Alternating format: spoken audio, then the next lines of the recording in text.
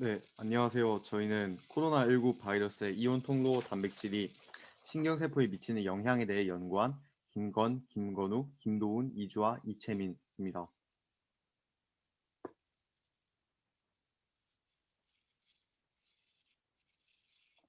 네, 목차는 다음과 같습니다.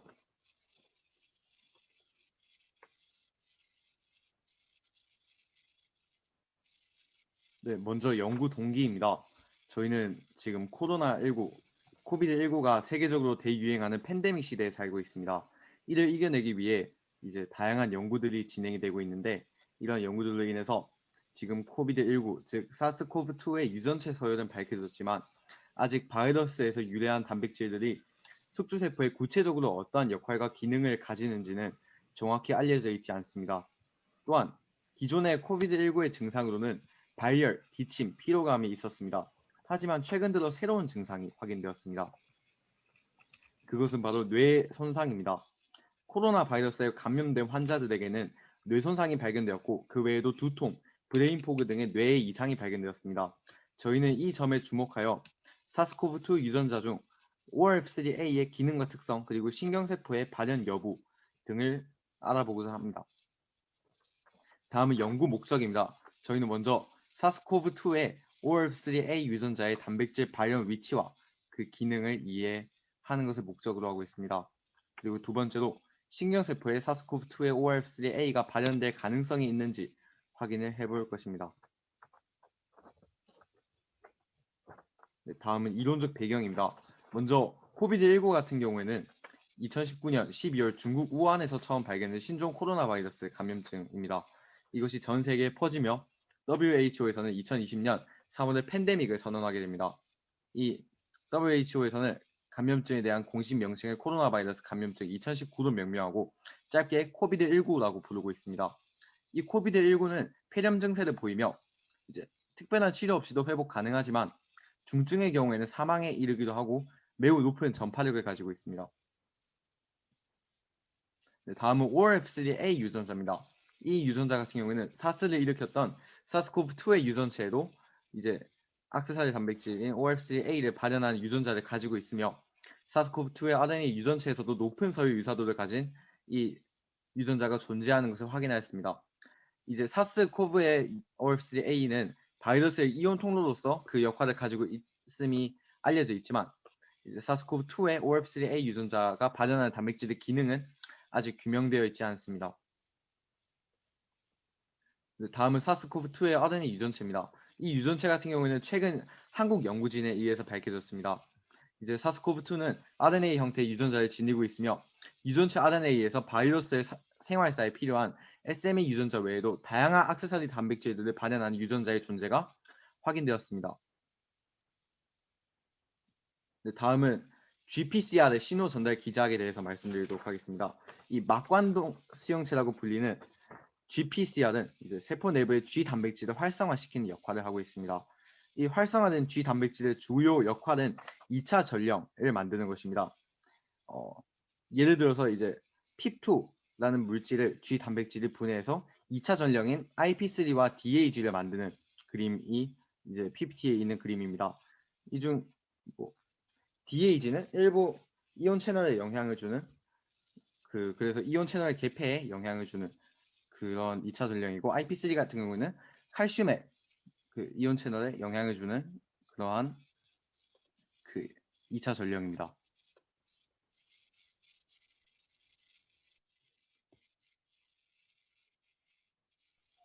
네, 지금부터는 연구 방법에 대해 간략히 설명하겠습니다. 먼저 제가 설명드릴 부분은 핵셀 배양입니다. 본 연구에서 가장 핵심적인 세포 역할을 수행하기도 하는데 실험 중에서는 핵셀 중 유전적 조절으로 발현이 조금 더 효과적인 핵293T를 이용하였습니다. 이러한 핵셀은 분열 속도가 높다는 특징이 있습니다. 이 세포를 배양하기 위해서는 핵셀 미디아가 필요한데 이 핵셀 미디아의 조성은 디멤 하이글루코스입니다. 디멤에는 HPES라는 산도 조절을 위한 완충제와 대사 활동을 육안으로 볼 수 있도록 해주는 페놀레즈라는 산성 지시약이 포함되어 있습니다. 또한 이러한 디멤에 FBS를 넣어주게 되는데 여기서 FBS란 혈장으로 세포 배양에 필수적인 성장인자입니다.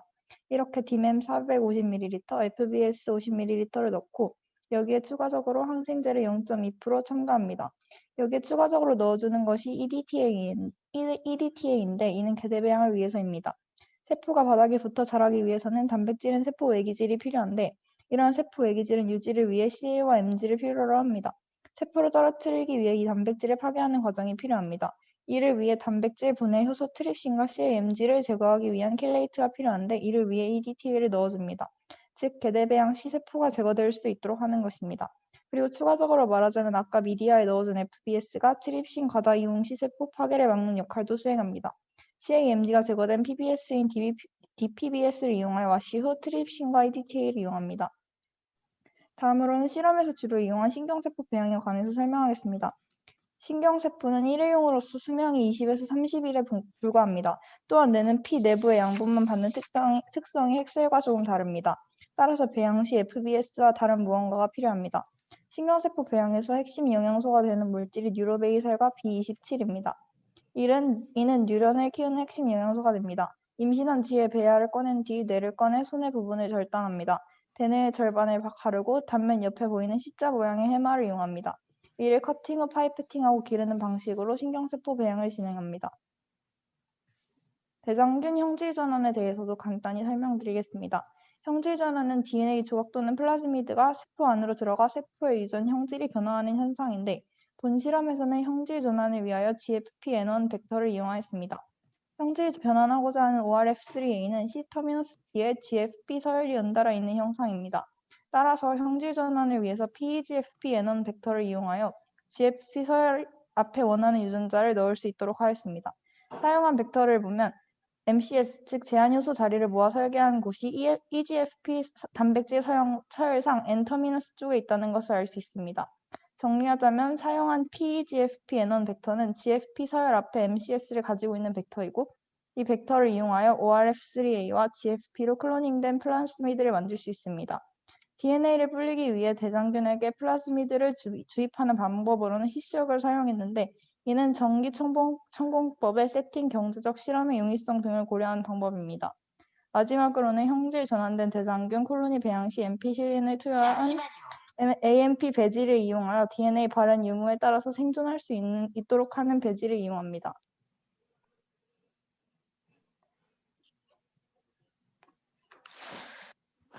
네, 전남과학고등학교의 이주아입니다. 연구 방법에 대하여 이어서 소개하겠습니다. DNA 미니 프랩은 세포에서 플라스미드를 소량 뽑아내는 과정으로 총 5개의 버퍼가 사용됩니다. 먼저 첫 번째 버퍼에는 대표적으로 RNA를 분해하는 RNase와 세포벽에 있는 이온들을 제거하여 세포벽 파괴가 용이하도록 하는 EDTA가 있고 이외에도 삼투압을 유지하는 글루코스 등이 있습니다. 두 번째 버퍼에서는 NaOH가 높은 pH를 유도하여 플라스미드와 유전체 DNA를 모두 변성시킵니다. 또 계면활성제의 한 종류인 SDS가 소수성 부분을 갖는 인지질로 이루어진 세포막을 분해시키고 소수성과 친수성으로 이루어진 일부 단백질을 변성시켜줍니다. 세 번째 버퍼에는 NaOH라는 물질이 들어있어 두 번째 버퍼에서 NaOH로 인해 높아진 pH를 다시 중성으로 만들어줍니다. 이때 화학적 작용이 일어나 풀어져 있던 SDS와 단백질 그리고 유전체 DNA는 엉겨붙지만 플라스미드는 크기가 작기 때문에 살아남게 됩니다.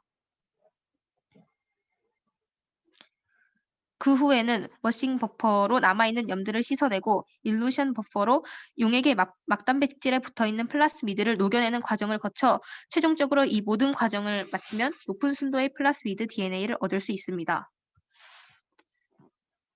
그 다음으로 트랜스펙션입니다. 트랜스펙션은 진핵세포에 핵산을 주입하는 과정으로 물리적 방법과 화학적 방법으로 나뉩니다. 물리적 방법의 대표적인 예로 일렉트로포레이션이 있는데 이는 세포에 강한 전기장을 걸어줘 세포막의 투과성이 일시적으로 증가하는 현상을 이용합니다.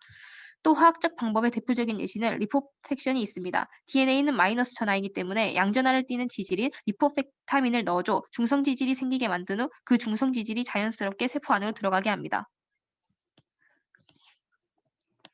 마지막으로 패치 클램프에 대하여 소개하겠습니다. 패치 클램프는 세포의 이온 채널 활동을 기록할 수 있는 기기를 말합니다. 패치 클램프는 다양한 세포에 적용될 수 있지만 특히 흥분성 세포 연구에 유용합니다. 본 연구에서는 이 기술을 이용하여 코로나 바이러스의 ORF3 유전자를 발현시킨 세포의 이온 통로를 통과하는 전류를 직접 측정할 것입니다. 원리에 대하여 간단히 소개하겠습니다. 세포에 얇은 파이펫을 가져다 대어 압력을 가하게 되면 사진과 같이 세포 일부가 빨려 들어오게 됩니다. 패치 클램프는 다양한 방법으로 사용할 수 있는데 먼저 사진에서 제일 오른쪽과 같이 온셀 패치 방법이 있습니다. 이때는 소수의 이온 채널에 통과하는 전류값이 나옵니다. 또 사진의 아래쪽에 있는 홀셀 패치 방법은 다수의 이온 채널에 통과하는 전류값을 측정할 수 있습니다. 마지막으로 사진의 왼쪽 아래에 보시면 perforated라고 하는 천공 패치 방법도 있는데 이는 막에 구멍을 뚫어 일부 이온만 통과할 수 있도록 합니다. 저희 실험에서는 홀셀 패치 방법을 이용하여 세포막 전체의 이온 채널에 흐르는 전류를 측정하였습니다. 1.85, 1.25, 0.9, 0.8mJ입니다. 저희는 필터를 씌우지 않은 부족원을 설정한 후 진상과학부 김건희입니다. 다음으로 연구 결과에 대해서 발표하도록 하겠습니다. 저희는 먼저 핵 293T 세포에 ORF3A GFP라는 유전자를 발현시켰고, 그리고 그 결과 세포막에 녹색이 주로 분포되어 있는 것을 확인할 수 있었고, 이를 통해서 막에 존재하는 단백질이라는 것을 유추할 수 있었습니다. 다음으로 패치 클램프를 실행하여 얻은 데이터에 대해서 알아보겠습니다.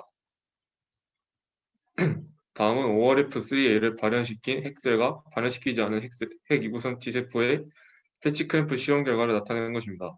우선 왼쪽에 ORF3A를 발현시키지 않을 때 전류값은 핵 293T 세포가 내재적으로 가지고 있는 포타슘 채널에 의해 형성되는 전류값입니다.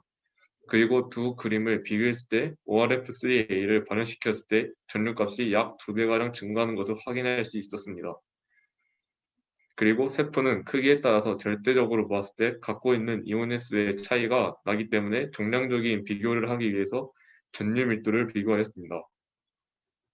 그리고 이 데이터로부터 ORF3A가 이온 통로로서의 역할을 수행하고 있다는 것을 알 수 있었습니다. 그 다음 그래프는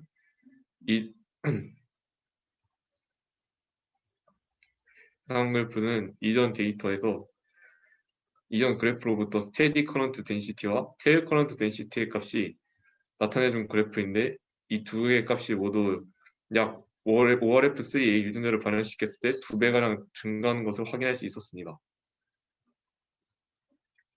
다음으로 이전의 그래프를 최대점을 1로 잡고 최소점을 0으로 잡아서 노멀라이즈를 해둔 그래프입니다.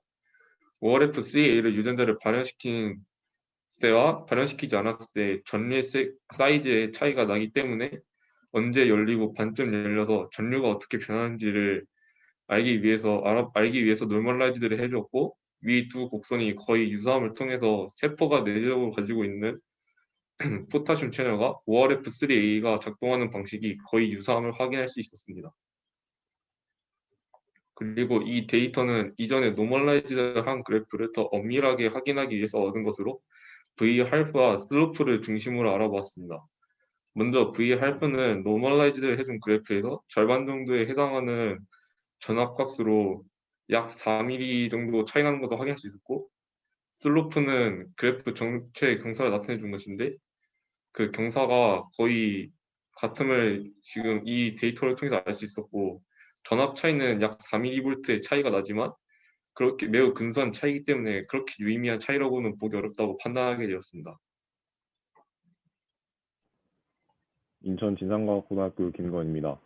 우선 이 그래프는 M1R과 KCnQ23를 발현시키고 옥수엠을 처리했을 때 전류값의 변화를 측정한 그래프입니다. 우선 M1R은 GPCR의 한 종류로 무스카리닉 리셉터, 즉 아세틸콜린의 소형체이고, 옥수엠은 아세틸콜린과 구조적으로 유사한 유도체입니다. 따라서 옥수엠을 처리하게 되면 M1R이 활성화되고, 이 활성화된 M1R이 GQ 프로테인을 또한 활성화시켜 효소 PLC가 최종적으로 액티베이션돼 PIP2를 IP3와 DAG로 분해하게 됩니다. 따라서 채널 오픈에 PIP2가 필요한 KCnQ23 채널이 닫혀 전류값이 떨어지게 됩니다. 옥수엠을 처리하지 않았을 때 전류값을 측정한 그래프가 A이고, 옥수엠을 처리했을 때 떨어진 전류값을 보여주는 그래프가 B입니다. 똑같은 방법으로 ORF3A를 발현시킨 후 전류를 측정했습니다. 그래프 C에서 볼 수 있듯이 옥수엠을 처리하지 않았을 때에는 전과 동일했지만, 그래프 D를 보았을 때 ORF3A를 발현시키고 옥수엠을 처리하면 커런트 값이 많이 줄어들지 않는 것을 알 수 있습니다. ORF3A를 발현시키지 않았을 때에는 이뉴비션이 90% 정도였는데 ORF3A가 발현시킨 단백질이 이니비션을 약 50% 정도로 40%포인트가량 감소시켰습니다. 이를 통해 ORF3A가 이온 채널의 기능 이외에 GPCR의 작용 방해 등 멀티펑션을 갖는 단백질이라고 판단할 수 있었습니다. 이때 A와 C의 그래프가 유사하기 때문에 ORF3A가 발현시키는 단백질이 KCNQ23의 기능을 방해하는 것이 아닌 GPCR의 작용을 방해하는 것이라고 판단하는 것이 합리적이라고 생각했고, 또한 마찬가지로 KCNQ23를 인해싸는 단백질은 아닐 것이라고 추정할 수 있었습니다. 다음으로는 ORF3A가 신경세포에서 어떻게 발현되는지를 알아보는 실험입니다. ORF3A GFP와 DS-레드를 각각 신경세포에서 발현시킨 사진인데, 이를 통해서 ORF3A가 신경세포에서도 세포막에서 발현됨을 알 수 있었습니다.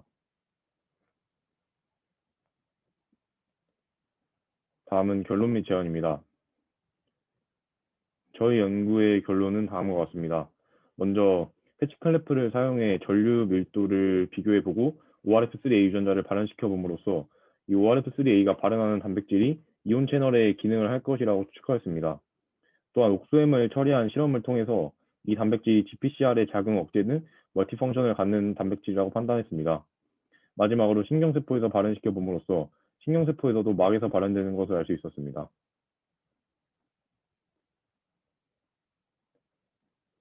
하지만 이 채널의 활성을 돕는 단백질일 가능성이 있기 때문에 ORF3A가 발현시키는 단백질이 이온 채널이라고 단정 지을 수는 없어서 이에 관련된 추가 연구가 필요합니다. 또한 이온 통로 조절의 역할 이외에 다른 어떤 기능이 있는지에 대한 연구를 계획하고 있으며, 특히 ORF3A가 GPCR 시그널링에 관여하는 역할에 대해서는 현재 연구 중에 있습니다. 이상으로 발표를 마치도록 하겠습니다. 감사합니다. 네, 수고 많으셨습니다. 지금 발표를 들으셨는데요. 혹시 관련돼서 질문 있으시면 질의응답을 좀 갖도록 하겠습니다. 시간이 조금 많지는 않습니다. 그래서 한두 개 정도 있으시면 질의응답하고 진행하도록 하겠습니다. 질문 있으신 경우 그 마이크 키시고 질문해 주시거나 뭐 채팅으로, 여의치 않으면 채팅으로 남겨주시면 제가 대신 읽어드리도록 하겠습니다.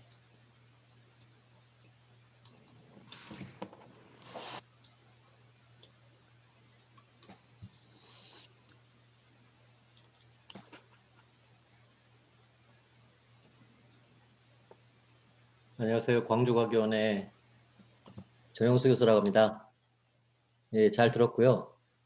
그 ORF3A 이 단백질 크기가 어느 정도 되나요?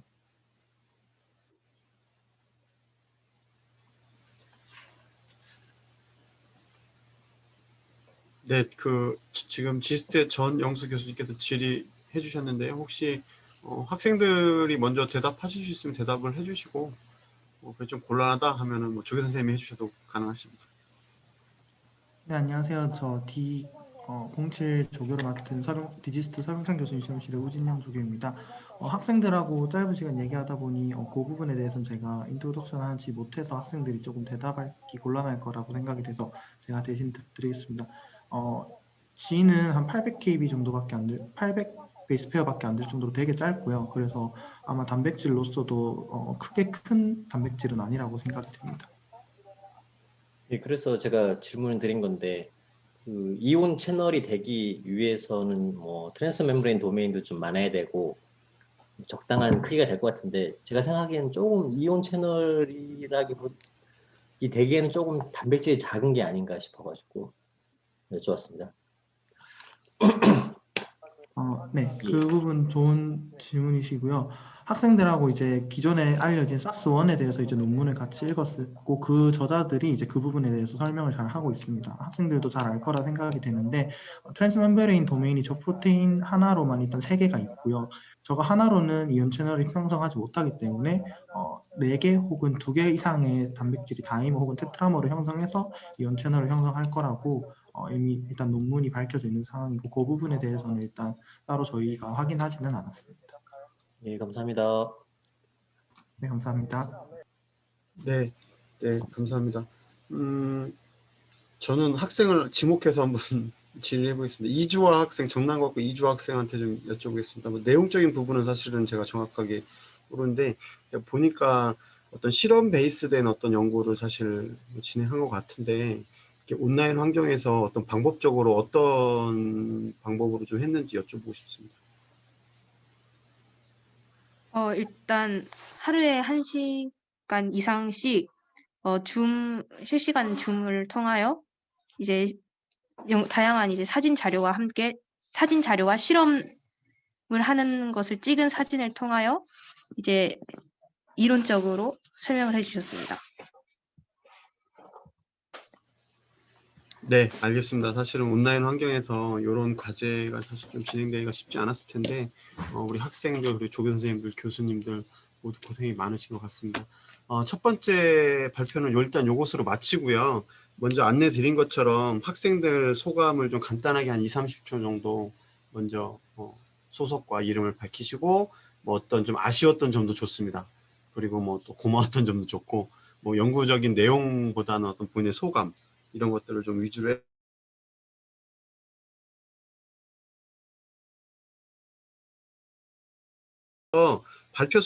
발표하셨던 순서대로 그렇게 좀 부탁드릴게요.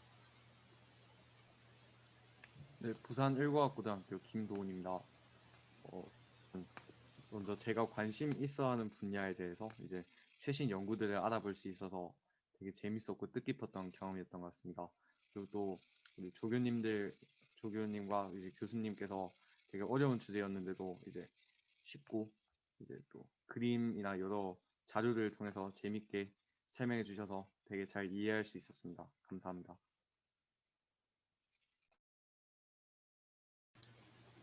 네, 다음 학생 자연스럽게 이어서 해주시면 됩니다.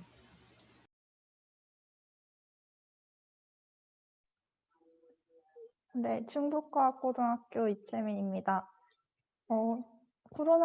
코로나로 인해서 지금 학교에 가서 실제로 실험을 진행할 수 있는 상황은 아니었지만 그럼에도 불구하고 줌 수업이나 이런 걸 통해서 실시간으로 정해진 시간에 만나서 그렇게 실험을 진행하는 것도 되게 저로서는 색다른 경험이었던 것 같고 조교님도 되게 잘 가르쳐 주셔서 좋았던 것 같습니다. 네, 전남과학고등학교의 이주아입니다. 생명과학과 관련된 주제 특성상 이론보다는 앞서 연구 방법에서 소개했던 5개의 실험을 직접 체험해보는 것이 중요하다고 생각하였지만 코로나로 인해 온라인으로만 하였다는 점에서 제일 아쉬움이 크게 남는 것 같습니다. 하지만 DNA 미니 프랩과 같이 시중에 많이 알려진 실험은 배운 것을 바탕으로 따로 실험을 해보는 것도 좋다고 생각했습니다. 그리고 이론으로나마 조교님께 많은 것을 배울 수 있어 유익한 경험이 된 것 같습니다. 인천 진성과학고 김건우입니다. 제가 관심 있는 분야에 대해서 이렇게 어떤 연구를 할 수 있었던 게 좋았던 것 같고, 그리고 조교 선생님께서 이런 데이터에 대해서 알려주시고 하는 거가 되게 재밌었던 것 같습니다. 하지만 약간 아쉬웠던 게 있다면 코로나 상황 때문에 이렇게 직접 확인하지 못했던 게 아쉬웠던 점 같습니다. 인천 진상과학고등학교 김건입니다. 저는 R&E 활동을 할 때는 부족한 게 많았었는데 이번 프로그램을 통해서 그런 것들을 보완할 수 있었던 것 같고 조교님이랑 교수님께서 잘 설명을 해주셔서 좋은 경험이 된 것 같아서 감사하게 생각하고 있습니다. 네, 학생들 소감 잘 들어봤습니다. 뭐 사실 비슷한 그런 아쉬움이 좀 있는 것 같은데요. 이어서 우진영 조교 선생님 들어와 계시죠? 학생들 지도하면서 뭐 같은 맥락으로 조금 마지막으로 좀 소감 좀 부탁드리겠습니다. 네, 뭐 코로나 시국에 저도 처음으로 이렇게 온라인으로 이제 실험을 설명하려고 하고 또 이론을 설명하려고 하는 게 꽤 낯섦이 있었는데요. 그래도 학생들이 다 성실하게 시간을 다 참여해주고 또 공부를 열심히 노력하면서 이제 과제도 잘 수행해줘서 굉장히 고맙고요. 조금 특이한 경험이었지만 또 실제로 실험을 해보지 못해서 아쉬운 점이 남았던 그런 VRP였던 것 같습니다. 모두 고생했습니다. 감사합니다.